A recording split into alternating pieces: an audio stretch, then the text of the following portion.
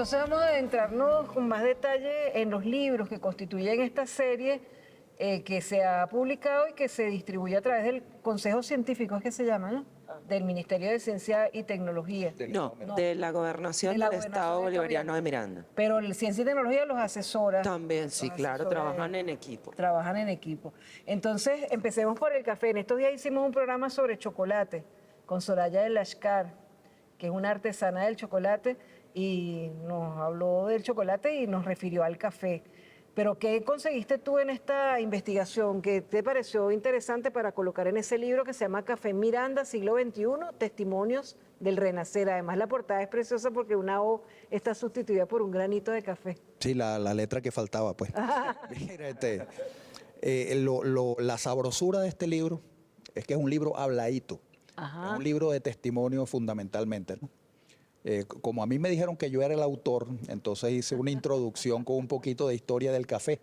Qué bueno. Que por cierto, los primeros cafés venezolanos son de esta zona, ¿no? De Altamira, en la zona de Blandín y tal.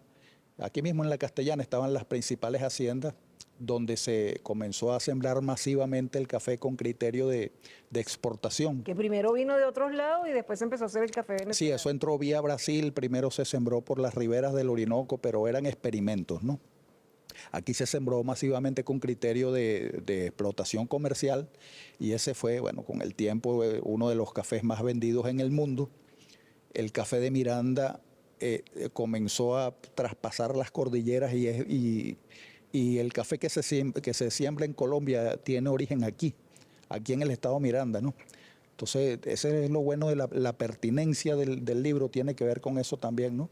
Cómo el café venezolano tiene vocación mirandina y cómo en el siglo XX hubo digamos que un retroceso, ¿no? De las importaciones de café. Esa historia se la saben ustedes, ¿no?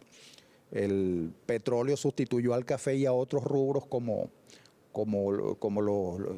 los productos que más se vendían venezolanos en el exterior, y comenzó la debacle del café en todas partes, en casi toda Venezuela, ¿no?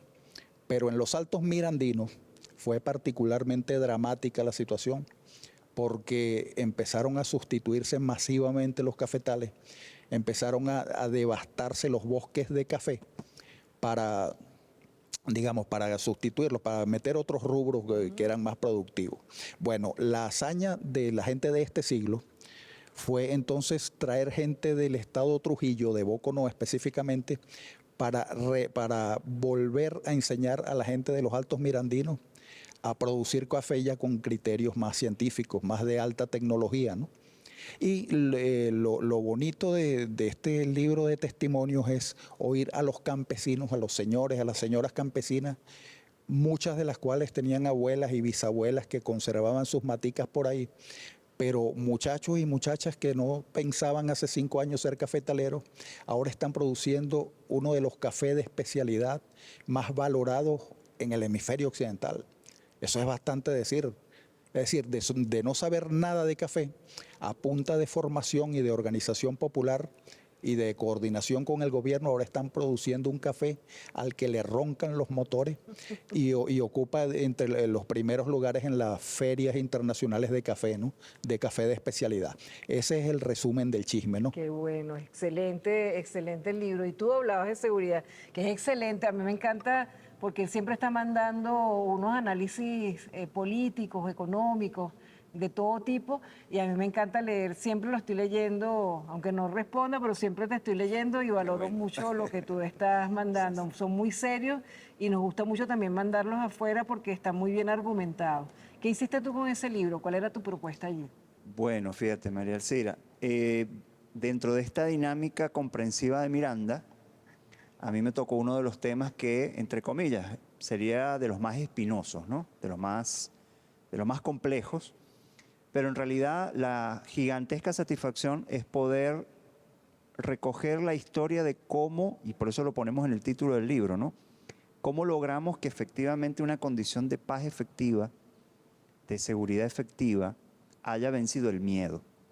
Yo creo que la palabra miedo resume lo que vivió el Estado Miranda durante muchísimos años, producto de la ausencia de políticas públicas, no solamente concebidas con rigor científico. Ahí está el otro elemento que todos sabemos, que fue el elemento político con minúscula, la utilización de Miranda como una plataforma de sectores de la oposición más radical, más rancia, en la intención de generar un cambio de régimen en Venezuela. Y desde allí, como digo, bueno, hicieron una especie de territorio tomado para otra agenda. Es decir, el pueblo de Miranda no era el centro de la agenda política.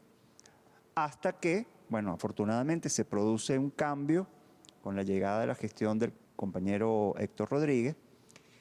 Y allí en el libro hemos podido recoger, también conversadito, como dice José Roberto, porque fue un elemento para mí fundamental. O sea, no es simplemente dar el dato duro de cómo varió los indicadores delictivos en Miranda, que es una cosa además extraordinaria lo que se ha logrado, de ser el estado con mayor índice de violencia y de homicidio que teníamos en el país, haberlo logrado minimizar en más del 82% esa situación de inseguridad no es poca cosa. Pero no solo el dato duro, sino el elemento perceptivo de la gente.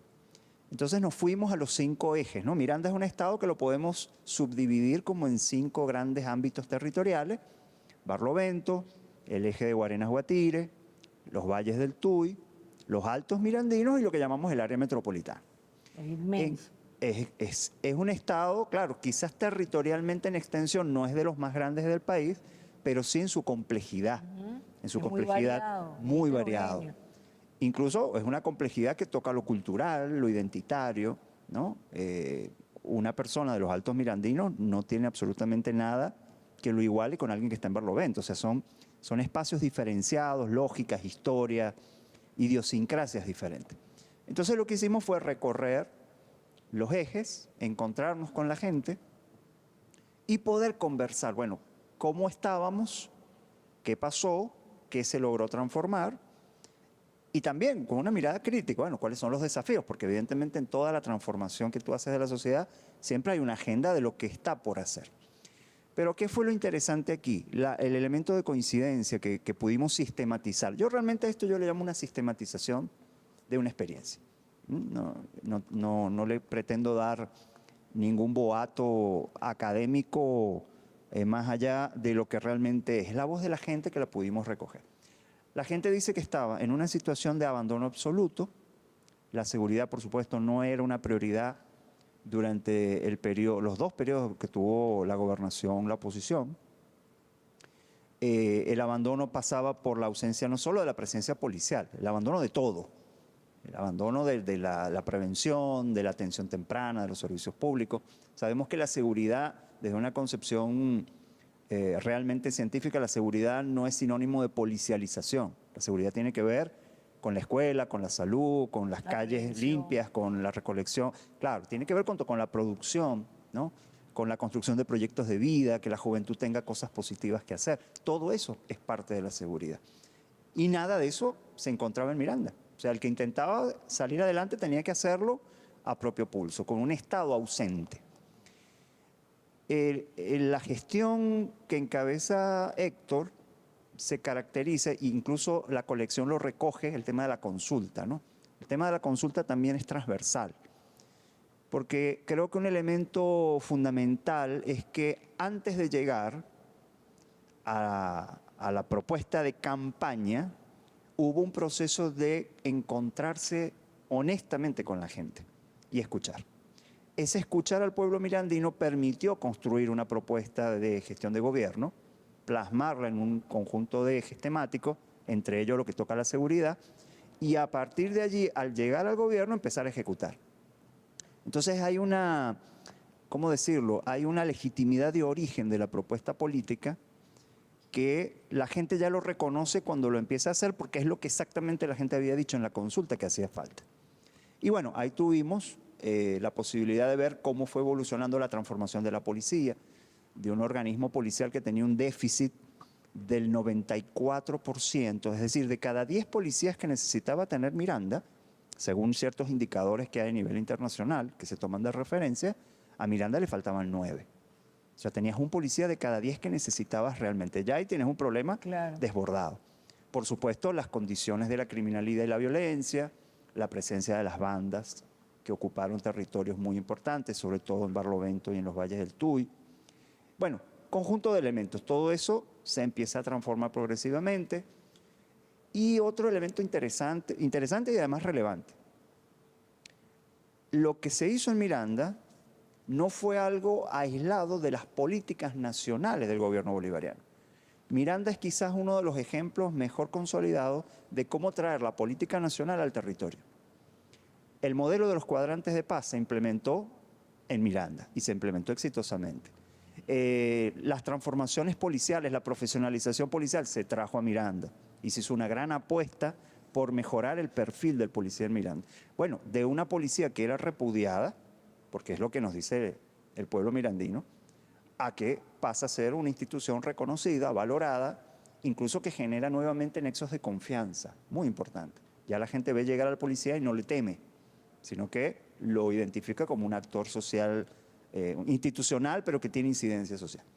Y bueno, a lo largo del libro hemos ido tocando entonces la lectura de la gente, el elemento perceptivo, el dato duro, cómo bajó el delito, cómo se redujeron los homicidios, cómo se redujeron el tema de las lesiones, los robos. Y luego, al final, presentar un poco lo que han sido, o yo llamo las buenas prácticas policiales. Policiales y no solo policiales, pero lo que pasa en lo policial, Miranda ha ganado varios premios. Yo no sé si ustedes saben, pero el Ministerio de Interior, Justicia y Paz, a través del Viceministerio Policial, todos los años realiza lo que se llama el concurso de buenas prácticas policiales. Y Miranda ganó ese concurso en 2, 3 años consecutivos por las experiencias que presentó, que tienen que ver fundamentalmente con la organización del trabajo en la comunidad. Ese ha sido un elemento clave, cómo trabajar de la mano con la gente, la agenda concreta para la acción comunitaria en seguridad ciudadana, la incorporación de la tecnología, que es otro elemento vital. Ya tú hoy la seguridad no la puedes atender con la mirada del siglo pasado. Ya hoy el delito informático, el delito cibernético tiene mucho más peso. Entonces, bueno, tenemos que ir logrando esa transformación y en Miranda lo tuvieron claro.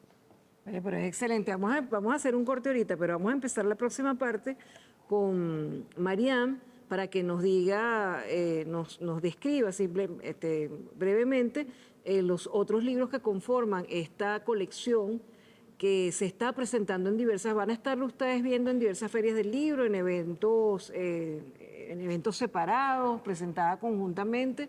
Se presentó uno de sus libros, como les decimos, el Día del Libro, en la celebración del Día del Libro en el Ministerio de Ciencia y Tecnología, pero Mariam nos va a describir esa colección, los autores que faltan en la próxima parte del programa, en el inicio. Y luego ustedes me van a decir en la próxima parte del programa qué les faltó a ustedes contar aquí, que les gustaría que fuera otro libro en la letra que falta. Ya venimos con más de la librería mediática.